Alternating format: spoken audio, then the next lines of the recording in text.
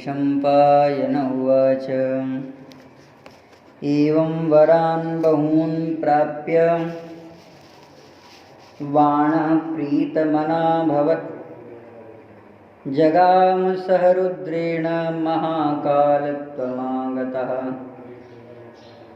वासुदेवोऽपि बहुधा नारदं पर्यपृच्छत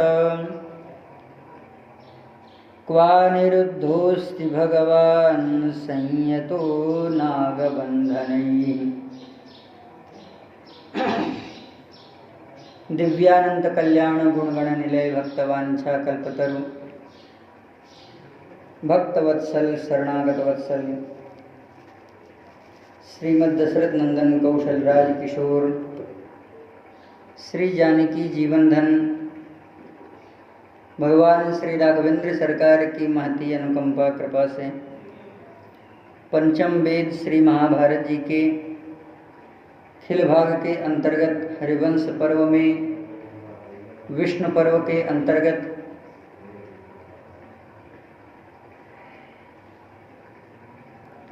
भगवान की दिव्य मोक्ष लीला प्रकट हो रही है।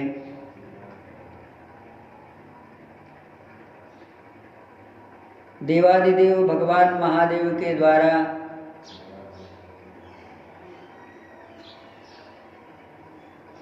भूशुद्धि भूत शुद्धि पंचत्व वर प्राप्त करके बाणासुर भगवान के लीला में प्रवेश को प्राप्त कर लेता है। भगवान श्री हरि ने बाण को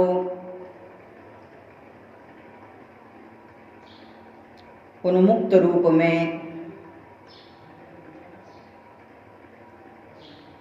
अपना निज सेवकत्व प्रदान किया। भवत्येवं न चादेयं भक्तानां विद्यते मम। भक्तों के लिए मेरे पास में कुछ ऐसा नहीं है जो मैं उन्हें नहीं दे सकता हूँ।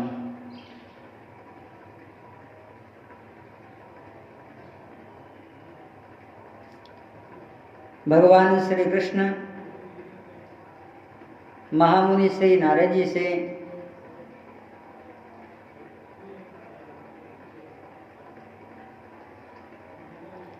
अनिरुद्ध के निवास का वह भवन जानना चाहते हैं। भगवान कहते हैं कि श्रोतुमिच्छामि तत्वेन स्नेह विक्लिव्यम ही मे मनः। अत्यंत ही स्नेह से विकल मेरा मन हे नारद जी अनिरुद्ध को देखने का कर रहा है।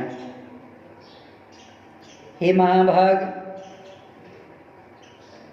अनिरुद्धे हते वीरे क्षुभिता द्वारिकापुरी।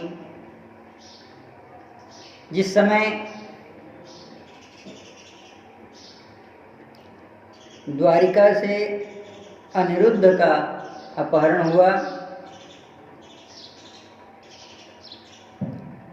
द्वारिका के मन में अनेक प्रकार का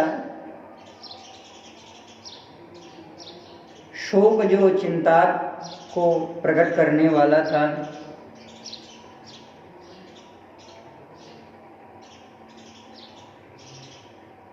वह अनेक द्वारिका वासियों के मन में उत्पन्न हुआ।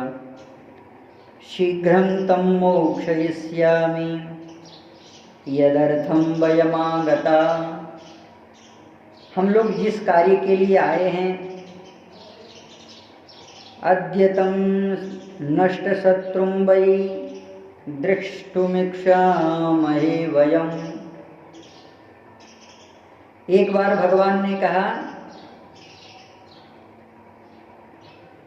क्व अनिरुद्धः अस्ति, अनिरुद्ध कहाँ है। दूसरी भगवान ने कहा दूसरी बार कि दृष्टुमिच्छामहे वयम्, अहम अनिरुद्ध दृष्टुम इच्छामि, मैं अनिरुद्ध को देखना चाहता हूँ। तीसरी बार भगवान ने कहा यदर्थम वयमागतः, जिसके लिए हम लोग आए हैं। चौथी बार भगवान कह रहे हैं शीघ्रम तम मोक्षयिष्यामि, मैं अनिरुद्ध को शीघ्र ही छुड़ाना चाहता हूँ। पांचवी बार भगवान कह रहे हैं भगवन् संयता नागबंधनैहि, मैंने सुना है अनिरुद्ध को नागपाश के द्वारा बांधा गया है। और छठी बार भगवान कह रहे हैं सब प्रदेशस्तु विदुतो, भगवान जिस प्रदेश में, जिस भवन में, जिस कारागार में, अंतः प्रकोष्ठ में उन्हें निरुद्ध किया गया है, उन्हें आप जानते हैं। सातवीं बार भगवान कह रहे हैं नारद जी आप बता क्यों नहीं रहे हैं। भगवान विदितस्तव सुव्रत, उत्तम व्रत का पालन करने वाले हे महाभाग, आप शीघ्रातिशीघ्र बताएं कि अनिरुद्ध कहाँ हैं। एव मुक्तस्तु नारदे एव मुक्तस्तु कृष्णेन नारद प्रत्यभासत, नारद जी महाराज ने कहा हे प्रभु कन्यापुरे कुमारोऽसौ बद्ध नागैस्य माधव, एतस्मिन्नन्तरे शीघ्रं चित्रलेखायुपस्थिता। नारद जी ने जैसे कहा कि कन्या के भवन में अनिरुद्ध को नागपाश के द्वारा निबद्ध किया गया है, उसी समय चित्रलेखा आ जाती है। उसने स्वयं आकर के वह भवन दिखाया है जो बाणासुर के अंतःपुर का रास्ता है। इदमन्तःपुरं देवं प्रविश्यस्व यथा सुखं, बाणस्योत्तम शरवस्य दैत्येन्द्रस्य महात्मना। महात्मा दैत्यराज का यह जो भवन है सुखपूर्वक, जिसमें बाणासुर निवास करते हैं,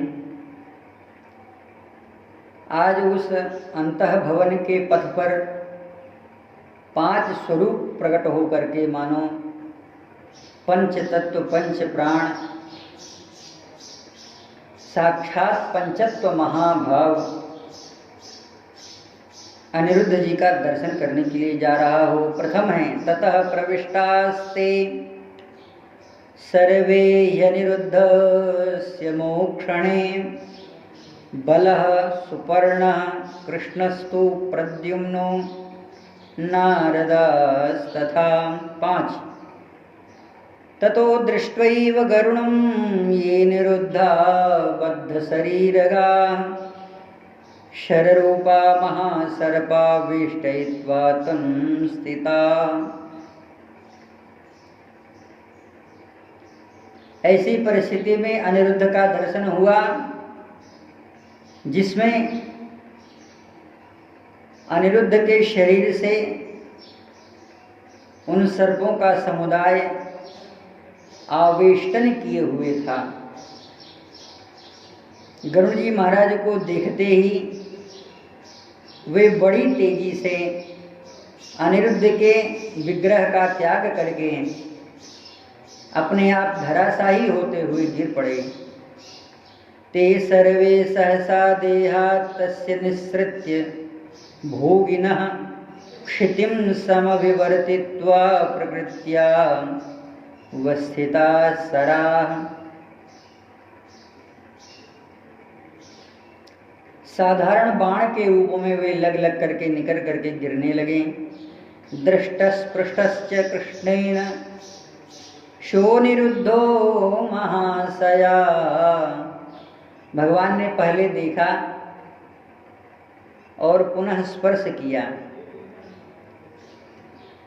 और फिर अपने हृदय से लगा लिया। स्थित प्रीत मनो भूत्वा प्रांजलिर्वाक्यम अब्रवीत।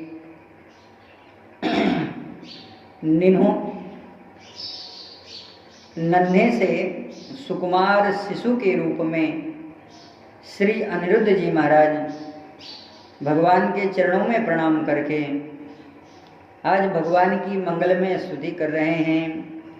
अनिरुद्ध उवाच देवदेवे सदा युद्धे जेता त्वमसि केशव न सक्त प्रमुखे स्थातुं साक्षादपि शतक्रतुं ततो महाबलं देव बलभद्र यशस्विनम् अभिवादयते हृष्टस्सु निरुद्धो महात्मना।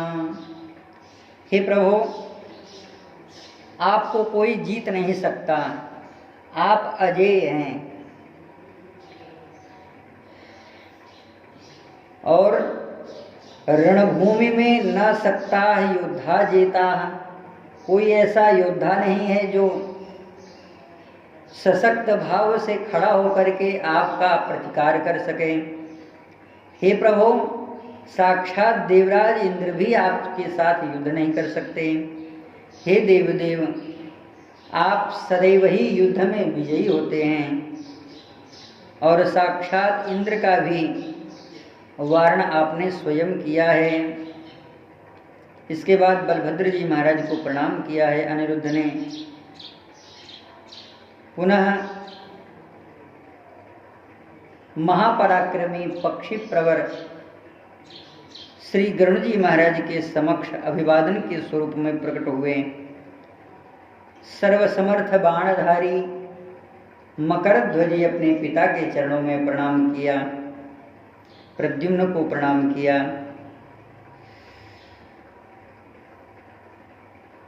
इधर मंत्री कुंभांड की जो पुत्री थी, अपने सखियों के समुदाय के साथ भगवती उषा को भगवान के चरणों में प्रणाम करने के लिए सभी महापुरुषों में अभिवादन के स्वरूप में उन्हें सबके समक्ष लाया गया। ततो मकर केतुं च चित्रबाणधरं प्रभुं पितरं सोऽभिवाद्यमुपागम्य प्रद्युम्नम् अभिवादयत्।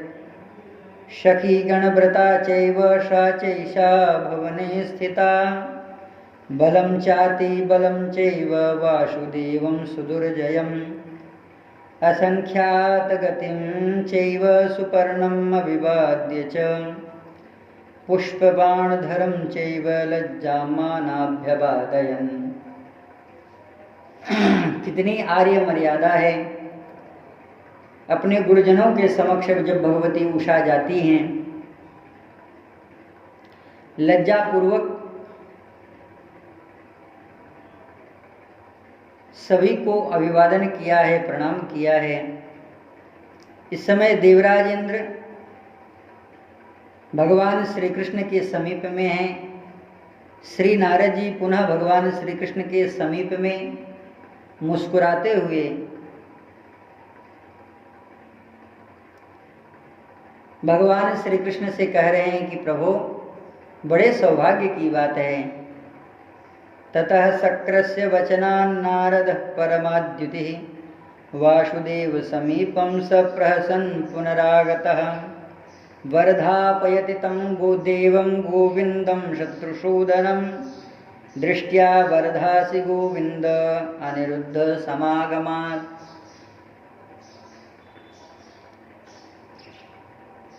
आज हम लोगों ने अनिरुद्ध को देखा है और इन्हें ऐसे देखा है, अभ्युदयन करते हुए देखा है। पुनः अनिरुद्ध के साथ भगवान श्री कृष्ण ने नारद जी को प्रणाम किया है। ततो निरुद्ध सहिता नारदं प्रणता स्थिता आशीर्भिर्वर्धयित्वा च देवर्षि कृष्णमब्रवीत्।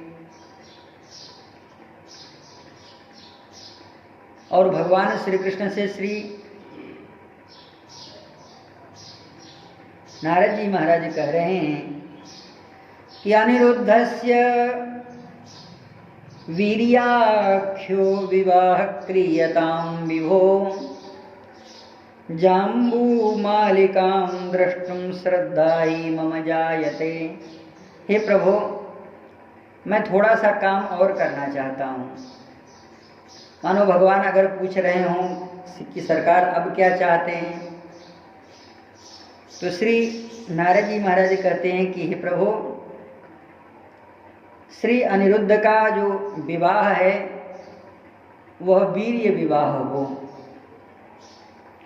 और मुझे जम्बूल मालिका सुनने का बड़ा ही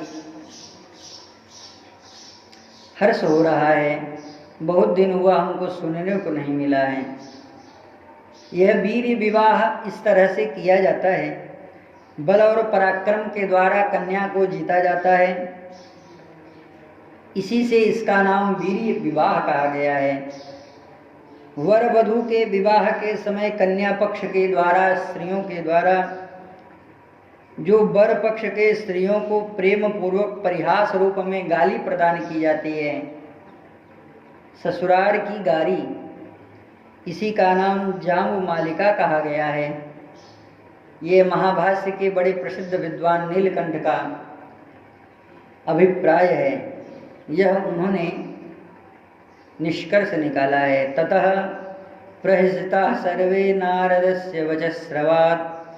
नारद जी महाराज जी की वाणी को सुनकर के सब के सब हंसने लगे हैं और कहा, वाह नारद जी, अवश्य ही जैसा आप चाहते हैं वैसा ही होगा।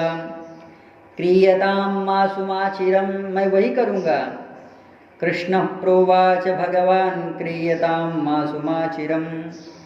एतस्मिन्नन्तरे ततः कुम्भाण्ड समुपस्थितः वैवाहिकांस्तु संरम्भान् गृह्यं कृष्णं नमस्यते। भगवान के चरणों में प्रणाम करके वैवाहिक सामग्री पंडितों के साथ अनेक प्रकार के मंगल और मांगलिक कार्यों के साथ समुपस्थित हुए। कुंभभांड ने कहा, हे प्रभु, मैं आपको जानता हूँ।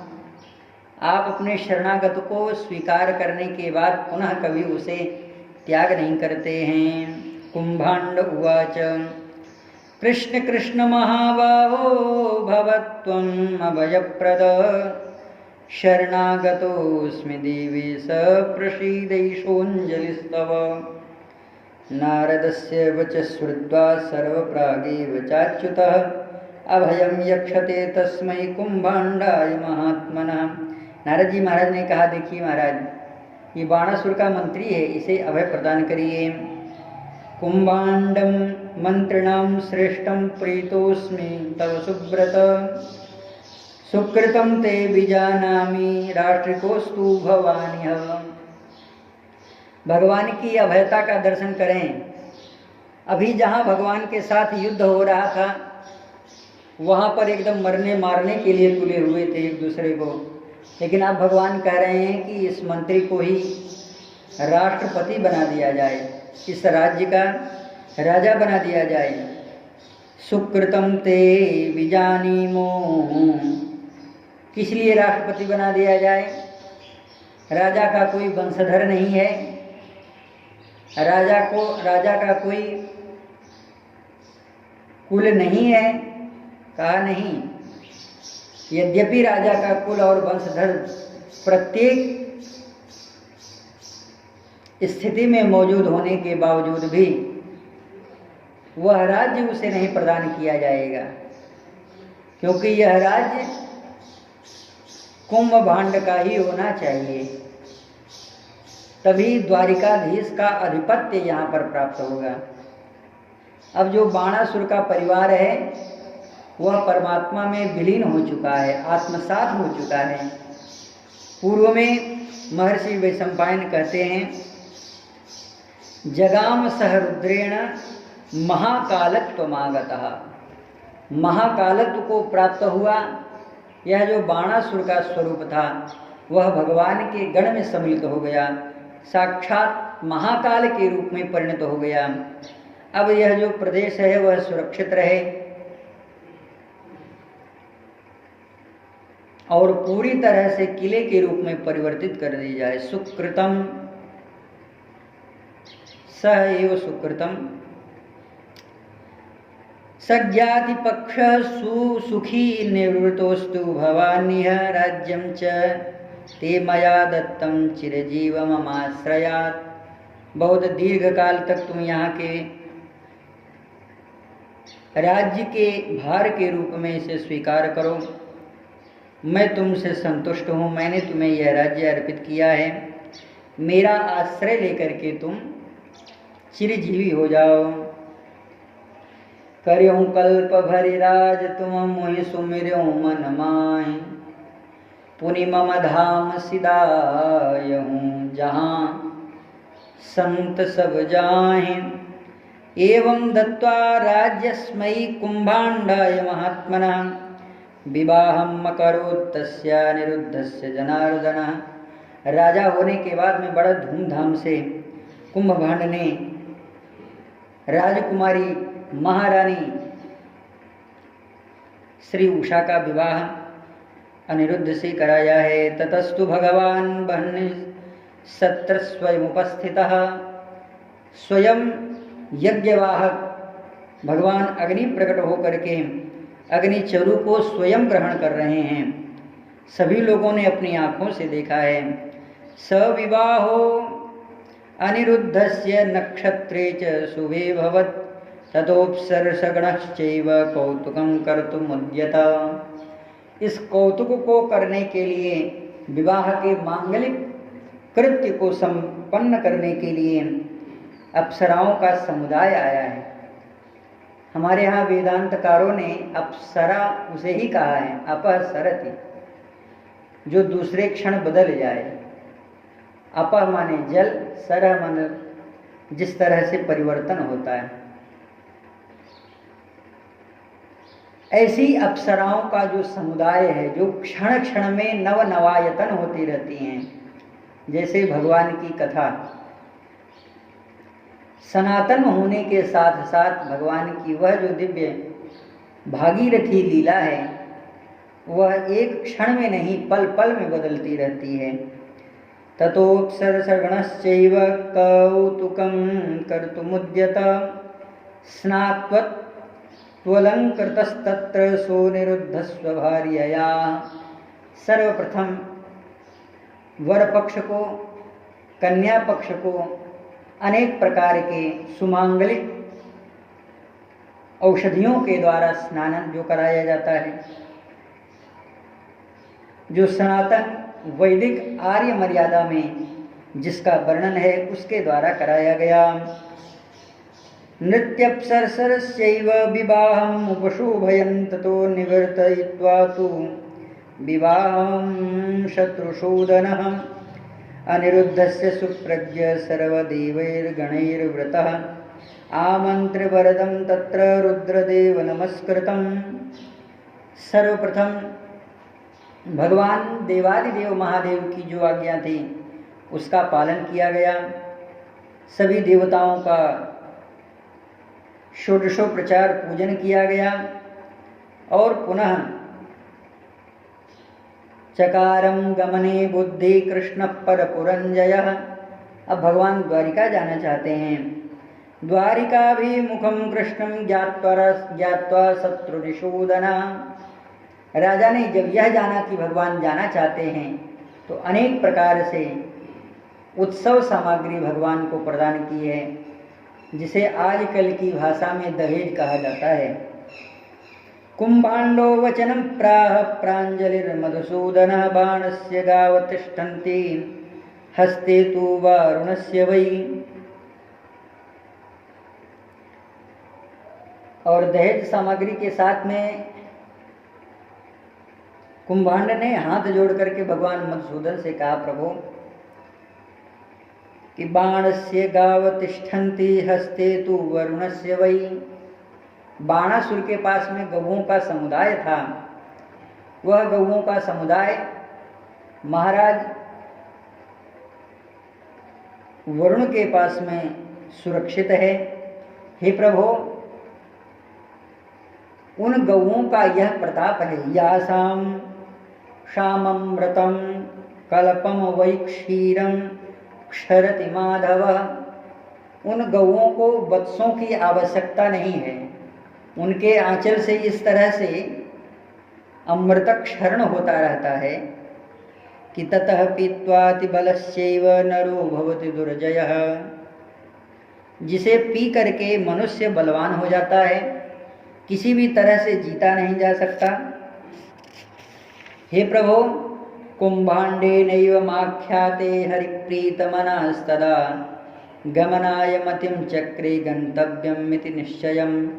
भगवान को बड़ी प्रसन्नता हुई और भगवान ने कहा हम अवश्य जाएंगे।